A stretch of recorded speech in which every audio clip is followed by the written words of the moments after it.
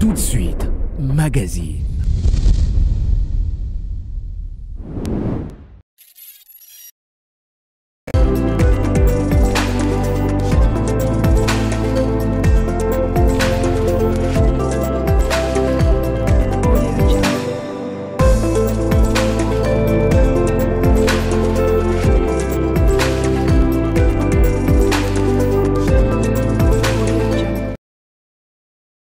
Une activité ou un métier fait par une personne dans un domaine quelconque procure un salaire, une rémunération ou un revenu si cela est bien fait. Messieurs, madame, bienvenue dans votre émission Ma Profession. Une émission qui vous amène à découvrir le professionnel, leur réalité et les services qu'ils offrent dans notre pays, la République démocratique du Congo. Aujourd'hui, nous avons l'honneur de recevoir pour vous ingénieur Ben Mouene. Il est ingénieur géomètre topographe. Avec lui, on va parler sur sa profession, à qui j'ai dit bonjour, ingénieur Ben. Bonjour madame. Vous allez bien? Non, assez bien, merci. Vous êtes ingénieur géomètre topographe et le président de la Fédération des ingénieurs géomètres dans notre pays. Et il y a quelque chose que j'ai oublié par rapport à votre présentation. Il me semble qu'elle est bonne, seulement savoir insister sur le fait que la Fédération internationale des géomètres topographes de la RDC, qui est membre de la Fédération internationale des géomètres, la FIG, est également aussi membre de la Fédération des géomètres francophones depuis 2006. Avec vous, on va parler sur les géomètres. Il y a une différence entre un ingénieur géomètre topographe et un topographe. Donc. Un géomètre et un topographe font presque une même personne. Parce que sur le plan pratique, vous retrouvez une partie qui est de la science qui fait que l'autre dispose des applications. Donc, il me semble que ce sont des applications mathématiques que le cadre qui est formé par une certaine école de formation, ici chez nous, notamment l'INBTP, procure la capacité de réaliser certaines informations mathématiques, notamment les questions sur les mesures. Donc, nous pensons qu'un géomètre topographe, c'est un spécialiste de la mesure, et on dit bien que cette mesure elle se fait sur la base géodésique. Ça veut dire que c'est une base qui est limitée à la surface de la Terre.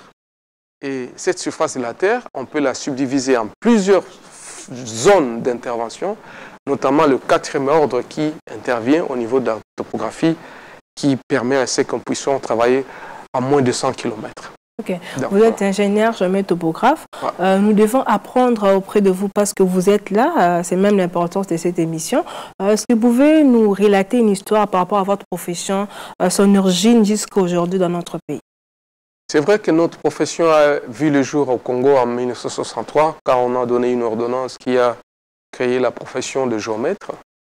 À l'époque, nous n'avions que des géomètres belges et il fallait qu'on forme maintenant des Congolais pour qu'ils puissent succéder aux Blancs qui étaient en train de partir. Et c'est depuis cette période-là que nous sommes existants en fait au pays et sur le plan légal. Mais en soi, il faut se dire que les choses ont nettement évolué. Et depuis 1963, on a aujourd'hui, en 2010, une refonte qui a encore recréé l'INBTP, qui était l'IBTP à l'époque, qui est devenu l'INBTP, dans lequel on forme dans une section géomètre topographe, on forme des géomètres. Donc ça a évolué. Nous pensons que nous allons même encore davantage évoluer avec le LMD qui est arrivé pour avoir même maintenant des doctorants dans notre filiale. Qu'est-ce que vous faites exactement dans votre profession? Quand on vous dit que vous êtes géomètre, vous êtes topographe, qu'est-ce que vous faites? Votre rôle? Je disais que c'est le spécialiste de la mesure. On peut dire en un mot, tout est mathématique, tout est géométrie. On a l'impression. Personne ne peut se dire aujourd'hui qu'il n'a pas l'information de la mesure sur lui. Tout ce que nous faisons aujourd'hui contient une certaine mesure. Et cette mesure, il faut qu'on la détermine. Je vous donne un cas par exemple. Aujourd'hui, nous disons 2 345 000 km². On dit 2 345 000,409 km². De quoi s'agit-il? Il s'agit, il me semble, de la superficie de la RDC. Mais cette information est venue des mathématiciens, des géomètres qui ont dû calculer avec le système Gauss-Sippa, avant c'était Lambert, la superficie de tout notre territoire. Et cette information, elle est une information de précision qui mérite que ce soit donné par un expert, quelqu'un qui s'y connaît. Et pour le moment, je vous dis que ce sont les géomètres. Okay. Vous avez des données spatiales qui sont sur notre terrain, notre territoire, notre espace. Celui qui peut vous donner une information par rapport à une longueur d'une route, par rapport à l'évolution et à la mesure d'un rail, de la longueur d'un train, de la mise en place d'un aspect spatial sur le plan de la mesure, il n'y a que le géomètre topographe qui pourra vous le donner. Quand vous parlez de ça, on veut plus savoir, quand vous dites que vous calculez quoi? Des constructions de maisons, de bâtiments ou de villes ou des pays?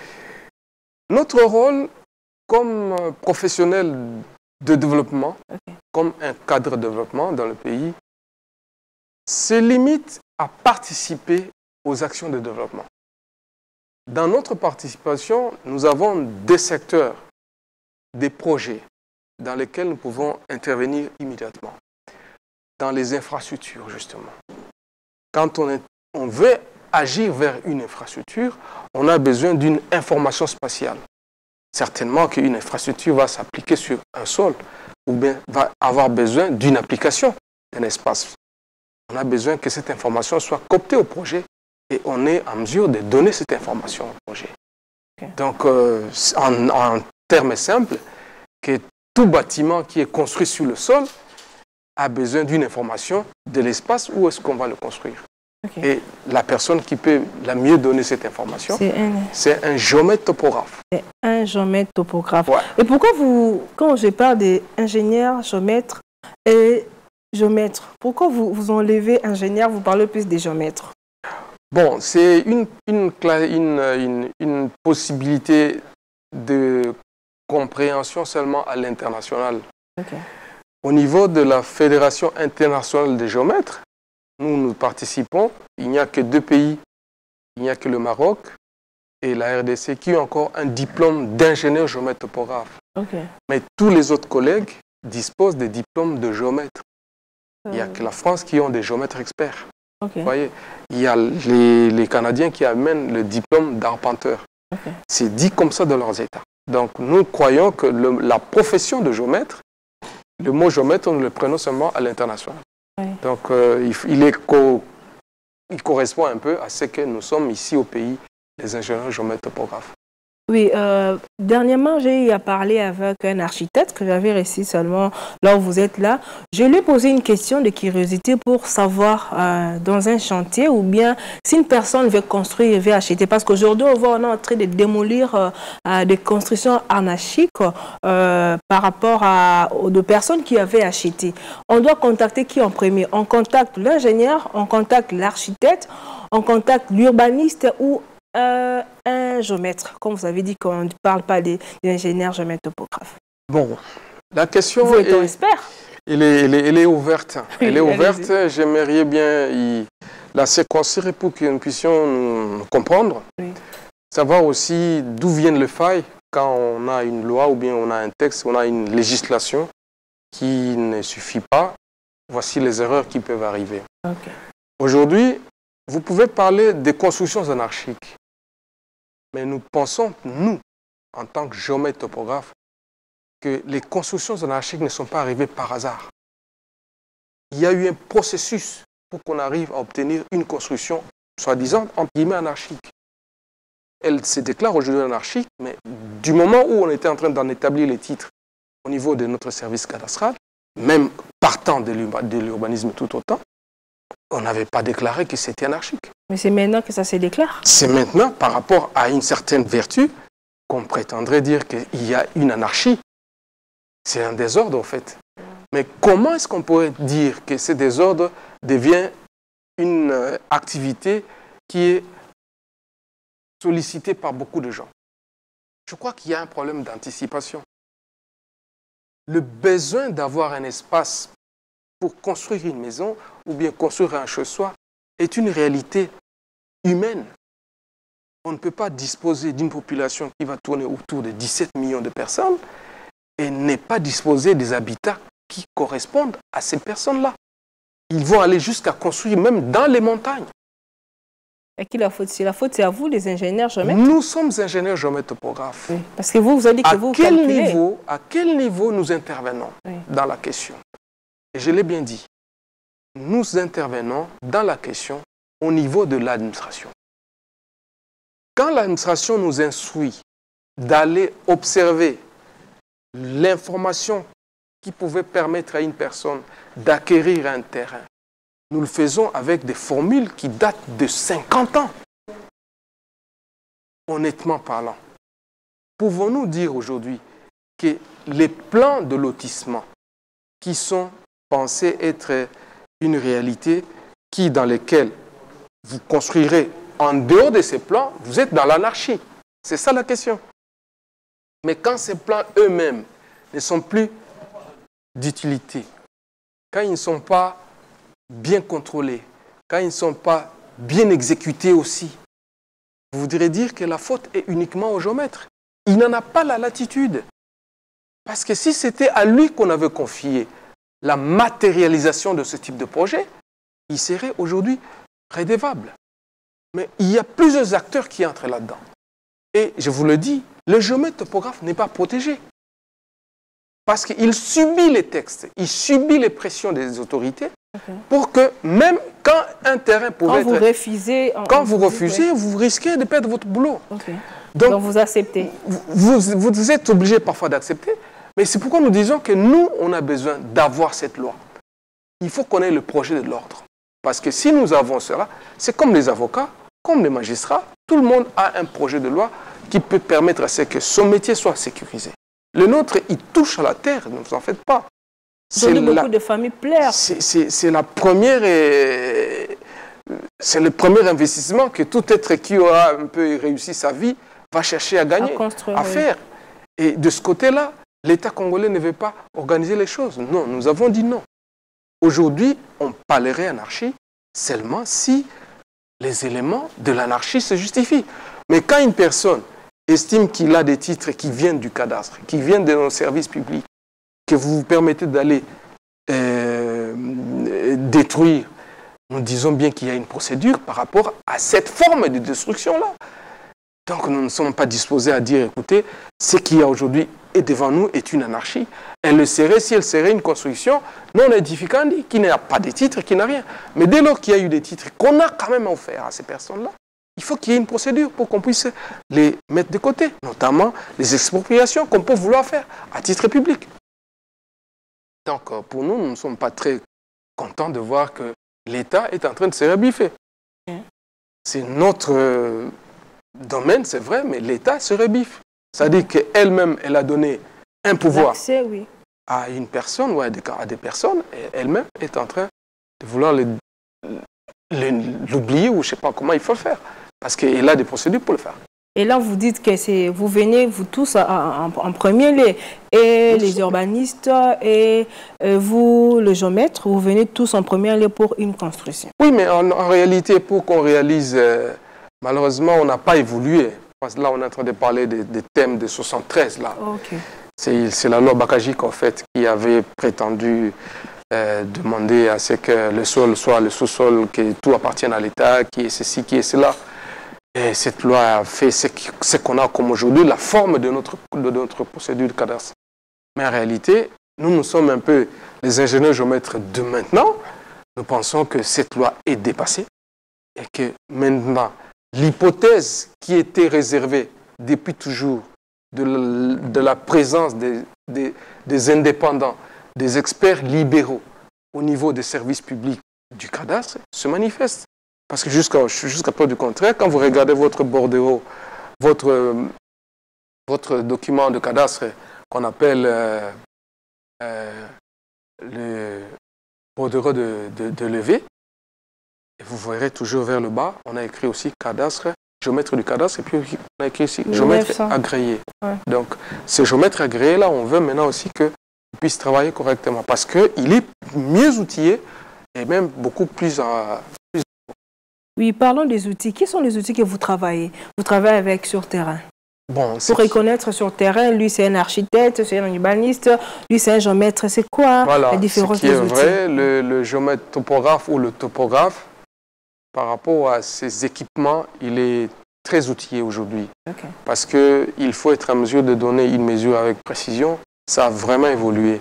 On était buté par des informations qui étaient commises à la distance, à la longueur de distance. Mais aujourd'hui, on est capable de calculer au centimètre près la distance entre Lubumbashi, un PK0 de Lubumbashi et un PK0 qui est à Matadi. Avec quel matériel? Les matériels qu'on utilise seront différents suivant les techniques et les moyens qu'on voudrait faire. Figurez-vous qu'on peut utiliser aujourd'hui un système géoréférencé. Je parlerai des coordonnées statiques qu'on aura calculées au départ, sur lesquelles on va faire un travail en amont pour donner des informations. Mais aujourd'hui, on a le RTK qui est la mesure directe.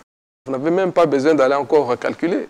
D'un point à un autre, il vous donne l'information et vous savez lire, voilà, la distance que j'ai calculée d'ici Matadi, c'est autant. On peut le faire. On a donc des outils qui ont commencé, c'est vrai, par des arpentages, des chaînes d'arpenteurs. Mais aujourd'hui, on a des stations totales, on a des GPS différentiels et on a même des drones. Okay. Donc aujourd'hui, on peut faire un travail qui, à l'époque, pouvait prendre 4-5 mois. On le fait en une journée. J'ai vu des levées qui se font avec le drone qui est mis sur un véhicule et on peut lever une centaine de kilomètres ce jour-là, avant qu'on aura préparé le calcul. Donc voilà un peu. Oui, ingénieur Ben, vous êtes géomètre. Est-ce que la numérisation est-elle importante au XXIe siècle par rapport à votre profession? Nous sommes d'ailleurs en retard. Cette question de numérisation, c'est une des informations nouvelles que le ministre, son Excellence, Monsieur le ministre des Affaires foncières, vient de solliciter de l'Assemblée nationale que nous puissions y travailler déjà. Okay. C'est une question qui est d'actualité dans tous les pays que nous visitons. Le Burkina Faso a pris 15 ans pour ne fût-ce que numériser la capitale. Croyez-vous? Si aujourd'hui on a 26 provinces au Congo, il faille numériser, ça veut dire obtenir une coordonnée géoréférencée de chacune de nos parcelles dans nos villes et qu'on ne commence pas. Croyez que si on ne démarre pas cette activité en 2023, les autres qui ont pris 20 ans, 50 ans pour le faire, quand est-ce que nous on va arriver, ne fût-ce qu'à numériser la ville de Kinshasa? En 2060. Ça sera terrible. Oui. Peut-être même que nous, on verra même pas le début. Mais il faut commencer. Est-ce que vraiment c'est important? C'est très important parce que cela permettra qu'il n'y ait plus de doublure d'informations. Parce qu'une surface de la Terre ne peut pas avoir deux coordonnées qui sont identiques. C'est tout simple. Aujourd'hui, un dessin peut être vu de 2 fois. Mais une coordonnée, impossible. Il suffit qu'elle soit là, elle est là. Okay. Si on la voit ailleurs, c'est qu'il y a eu tricherie. Okay. Donc, c'est difficile. Il faut qu'on arrive à numériser comme les autres pays l'ont fait. Que nous aussi, nous puissions penser. Et pourquoi vous avez accepté d'embrasser cette profession bien métier? C'est une compétence scientifique importante. J'ai aimé ça. J'ai découvert effectivement que quand on est ingénieur géomètre topographe, on a 12 filiales de métiers, 12 professions qu'on peut faire, qui sont de l'expert immobilier que nous pouvons être, à la topographie, à l'urbanisme, à l'environnement, à tout le reste. Nous pouvons travailler avec beaucoup de collaborateurs techniques et c'est un métier intéressant. C'est un métier intéressant. Vous pouvez encourager les jeunes à devenir comme vous? Bon, je ne peux pas ne pas les encourager parce que chaque année, j'ai des promotions qui viennent après nous. Okay. Il y en a déjà presque 20 aujourd'hui. Nous avons terminé en 2000 années. Okay. En 2000, donc je les encourage vraiment à venir. C'est un métier où on ne chôme pas. Ok. On ne chôme pas. Oui. C'est bien la question que je voulais vous demander. Est-ce qu'il y a, on peut gagner la vie en étant ingénieur, géomètre, topographe ou en étant géomètre? Je vous assure que, comme je l'ai dit, que les deux sont presque pareils, hein, on ne peut pas donner une qualification universitaire à un métier qui tombe dans le vide. Ce qui manque dans cette qualification universitaire, comme elle était censée, elle était demandée, elle était exigée par les administrations. Chez nous, à l'école, les gens terminaient la défense, les entreprises qui les engageaient étaient déjà à la porte. Okay. Aujourd'hui, peut-être que cela n'est plus possible. Mais il faut être en mesure maintenant de montrer à ces jeunes gens-là qu'ils peuvent sortir de cette école-là et fonder un cabinet et créer de l'emploi. Montrer à ces personnes-là que vous avez fini votre école secondaire, supérieure, universitaire, il vous faut entrer dans la profession. À travers qui? À travers votre ordre qui vous organise, ainsi de suite. Et je vous assure, demain après-demain, nous serons tellement bien implantés qu'il faut, en moyenne, un géomètre pour 20 personnes. Nous sommes combien de millions? Vous venez de parler de l'ordre. Avez-vous déjà un ordre pour les géomètres dans notre pays? C'est vrai que nous sommes derrière ce projet depuis 1997. Et nous étions même en négociation à l'époque, nous étions encore l'IBTP, où nous avions toutes les sections, travaux publics, architecture et géomètre topographe presque réunis ensemble. Et nous avions discuté de la question. Nous sommes partis avec plusieurs initiatives à l'époque. Et je crois qu'aujourd'hui, chaque section a pu obtenir un début de conclusion. Et chez nous, au niveau de l'INBTP, on a déjà l'Ordre national des architectes qui est tombé en 2017. Dieu merci. Et il nous faut les autres ordres. Oui. Donc maintenant, nous sommes presque... bien sûr, en 2017, il y avait aussi l'Ordre national des ingénieurs civils qui est tombé. Et par rapport aux écoles techniques, donc je suis en train de me dire, nous sommes aussi ceux qui ont mis le projet de l'ordre, la proposition de loi qui est au Parlement. Je crois que si tout va bien, elle est prévue en exercice ici au mois de mars, à la session de mars. On va aller au Parlement pour que nous puissions soutenir cela. Okay. Et le projet est déjà fin prêt. Okay. Et c'est l'Ordre national des géomètres. Okay. C'est toutes les professions à l'intérieur, et pour que nous puissions avoir une loi qui puisse protéger ce secteur. Quelle est l'importance ceux qui travaillent dans les privés, que ceux qui travaillent dans le public. Oui, quelle est l'importance de ces ordres-là? Parce que d'autres ingénieurs ne voient pas vraiment l'importance de cet ordre-là. Ce qui est vrai, il faut être en mesure de dire la vérité. Oui. Parce que depuis 1997 jusqu'à aujourd'hui, à 2023... Ça nous a gênés à l'époque parce qu'il y avait déjà des petits pays comme je m'excuse de le dire petit comme ça, la Tanzanie ou je ne sais pas quel autre pays africain, le Sénégal, qui était déjà en train de fouler les pieds dans cette question-là. Pourquoi est-ce que nous, la RDC, aussi vaste que nous sommes, une question foncière dans le Congo, on ne peut pas avoir l'ordre. Oui. Parce que pour certaines autorités à l'époque, ils ne trouvaient pas que c'était important. Mais aujourd'hui, nous avons quand même une Assemblée nationale, on a une union sacrée qui peut comprendre que le besoin de gérer la terre, c'est un besoin où nous devons imposer une certaine loi et une certaine manière de le faire. Et ce ne sont que les experts eux-mêmes qui peuvent présenter cette loi à l'État. Okay. Et nous voulons le dire à l'État que cet état des choses dans le pays, il ne peut pas continuer de la manière dont nous le faisons, comme si nous sommes en 1963. Okay. Il faut que ça change, parce que c'est un secteur privé, c'est un secteur libéral. Il faut que ce secteur-là, nous puissions le défendre et le dire à tout le monde. Vous êtes de l'administration, demain la retraite est là. Mais après la retraite, qu'est-ce qui va se passer? Oui. Mais si vous avez créé une protection, oui. Oui, quand vous avez créé un cabinet de géomètres, il faut qu'on voit ça à la place des agences immobilières, qu'on voit des cabinets de géomètres apparaître. Je crois que si on se met à mettre les questions de location, par exemple, en exergue, c'est presque chaque mois, il y a autant de locations qui se font dans chaque point de quartier. Mais dans cet aspect-là, il n'y a pas les droits de l'État qui sont respectés. Okay. Et si on ne sait pas faire évoluer ça à travers cette loi qui vient justement chercher à faire la vulgarisation de cette question-là, on ne le fera jamais. Les questions immobilières sont aussi importantes. Vous imaginez? Ces questions renferment 4 milliards de dollars à un seul. Pendant que ces secteurs agricoles, les secteurs d'autres tertiaires qui sont là, ne peuvent même pas les légiférer. Mais nous sommes capables de faire ça. Mais l'immobilier, on ne peut pas l'oublier. Oui, on doit en tenir compte. Vous venez de tenir l'Assemblée générale, vous étant que président, c'était quoi le but de cette Assemblée générale? Bon, c'est vrai, nous sommes encore au premier trimestre de l'année 2023.